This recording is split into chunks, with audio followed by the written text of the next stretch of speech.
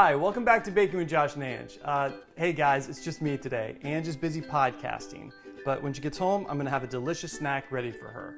Do you guys like jalapeno poppers? Because personally, I love them. And today, I'm going to be partnering with Montchev Goat Cheese to show you how you can make jalapeno poppers with goat cheese. It's gonna be good. All right guys, here are the ingredients you're gonna need for the Goat Cheese Jalapeno Poppers. All right, so before we get started, let me talk a little bit about a jalapeno.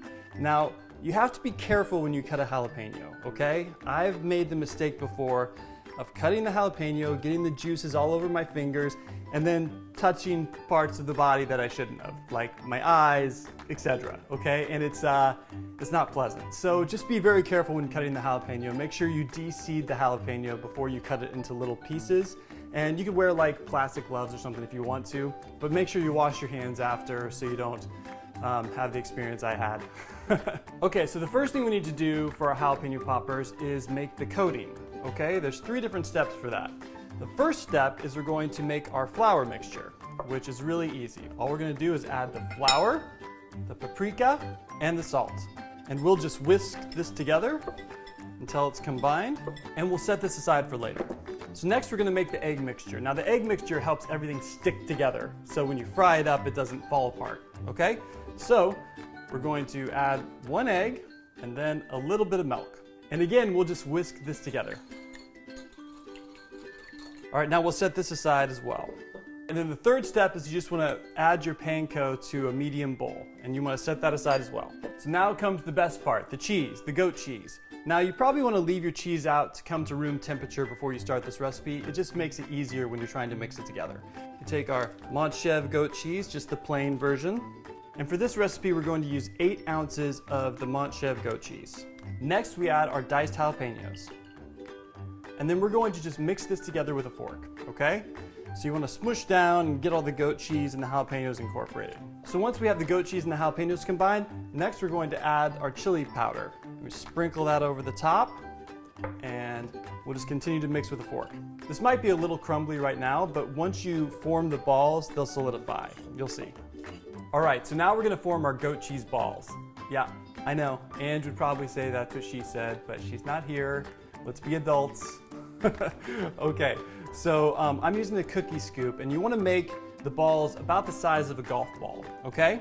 So you kind of scoop up some of the mixture, and again, when you're dealing with jalapenos, be careful not to rub your eyes or any sensitive areas. So we're going to make a little round ball, really squish the cheese up together so it makes a nice, round, firm ball, and then we're going to roll it into the flour mixture first, and next we're going to move it to the egg. Really make sure the egg is all over the ball, because when we put it in the panko, we really want the panko to stick. So now we're going to put it in the panko and dredge it in the panko, which just means really make sure that all of the ball is covered in the panko. And you have to push down a little bit if you need to really make sure it's sticking.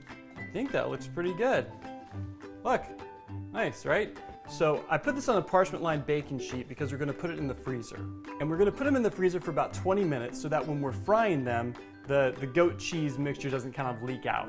All right, so we're almost done making the poppers before they go in the freezer. Now, typically, you know, depending on the size that you're making, you should get anywhere between like 10 and 12 jalapeno poppers. Mine are a little bit bigger this time, so I'm probably only going to get about 10. This can get a little bit messy, but I promise you it's worth it. It's totally worth it. Just don't lick your fingers. All right, so the jalapeno poppers are in the freezer. The next step is to fry them.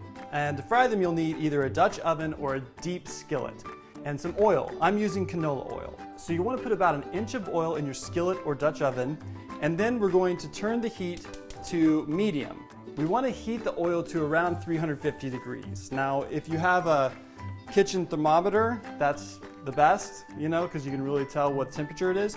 If not, generally if you have it over medium heat, about 3 minutes you should be at the right temperature to start frying. So there's a couple things you'll need when you start frying the jalapeno poppers. You need a pair of tongs and maybe a slotted spoon. The oil is ready. Now it's time to fry up these jalapeno poppers. Now they don't take long to cook, only about 3 minutes, but you want to continually rotate them so they don't burn on one side. We're going to fry these up half a batch at a time just so they don't overcrowd. Here goes the first one. We're gonna put about 6 in here to start with. Now we're just gonna keep an eye on these and rotate them. Probably about every 30 seconds, you're gonna rotate them. You just wanna make sure to get all sides cooked the same. And you're looking for a nice golden to dark brown color. Oh, these are coming out so nice. And you better get home sooner, they're all gonna be gone. I'm hungry. So just continue to turn them until all sides kind of look the same, and that should take anywhere from 3 to 4 minutes. Okay, so our jalapeno poppers are done, so now we're going to remove them. So we'll use the slotted spoon to take these jalapeno poppers out so the oil drips out, and then we'll put them onto a paper towel lined plate to kind of dry off. Oh, these turned out so good. Look how good these turned out. So I'm gonna go fry up the rest of the batch, and then I'm coming back for a taste test. All right, the goat cheese jalapeno poppers are done, and now I get a taste test. Now, personally, I like to dip mine in a little bit of honey. I think that just really brings out the flavor and kind of balances out the spice, but these are good on their own too.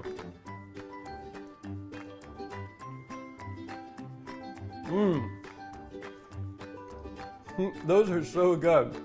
The mild flavor of the goat cheese mixed with the spice and the sweetness of the honey and the crispy texture. I mean, these are probably the best jalapeno poppers I've ever had. I'm not even kidding.